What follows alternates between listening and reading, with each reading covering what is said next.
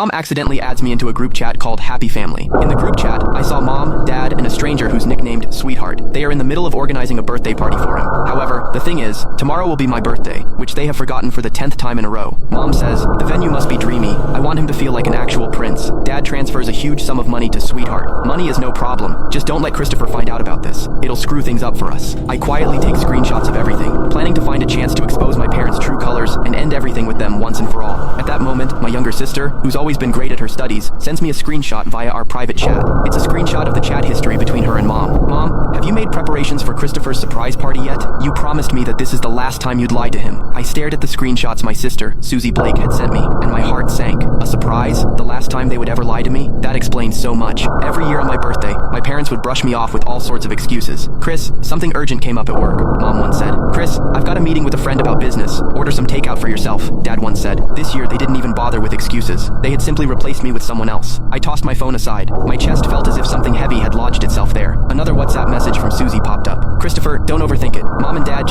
I replied with just 2 words. Got it. Overthink it? How could I not overthink it? The facts were right in front of me. That birthday party for their Sweetheart was the so-called surprise they had lied to me about. As their biological son, I was nothing more than a backdrop for another boy's happiness. I heard Mom's hushed voice from the living room as she spoke on the phone. Right. We'll go with blue balloons. The biggest and brightest ones. Ben loves blue the most, so it has to be perfect for him. Ben. Listening closely to their conversation, I pieced together the boy's full name, Benjamin Smith. I picked up my phone and searched for the name on Instagram. Soon, a boy with a polished profile picture appeared. His highlighted stories were filled with glamorous photos of him traveling around the world. His most recent Instagram story was a photo of him with my parents, taken in my living room. In the photo, Mom and Dad's smiles were warm and loving. Mom's arm rested affectionately on Benjamin's shoulder, while Dad stood beside him with eyes full of indulgence. It was an expression I had never once seen on their faces. The caption read, "Thank you, Mr. Blake and Mrs. Blake. I'm really looking forward to tomorrow's party." Mom left a comment underneath. "Silly child, there's no need to be so formal with us." Meanwhile, Dad gave the post a like. What a perfect family. I saved the photo along with the group chat screenshots and stored them in my encrypted album. These would be the surprises I planned to give them tomorrow. At dinner, Mom made soup and served me a bowl with exaggerated attentiveness. "Chris, try it. I made this especially for you," she said. I looked at the greasy chicken soup. My throat tightened as a wave of nausea surged up. "Is this supposed to liven up Benjamin's birthday party?" I asked lightly. The smile on Mom's face froze. She glanced at Dad, and his expression darkened immediately. "What nonsense are you talking about? Benjamin?" he replied. "Oh, looks like you forget things easily, Dad." I took out my phone and opened the photo. "Isn't this boy your so-called sweetheart?" Dad's face turned ashen in an instant. Mom rushed to smooth things over. "Chris, you misunderstood. He's the son of an important client of mine. We're just helping to organize his birthday party." "A client's son?" I sneered. "Is he important enough to have a whole group chat, to be tagged as Sweetheart, and to even receive a large money transfer? Is he important enough to make you ignore your own son's birthday entirely?" In an instant, the living room fell silent, except for the sound of breathing. Susie rushed out of her room and grabbed my arm.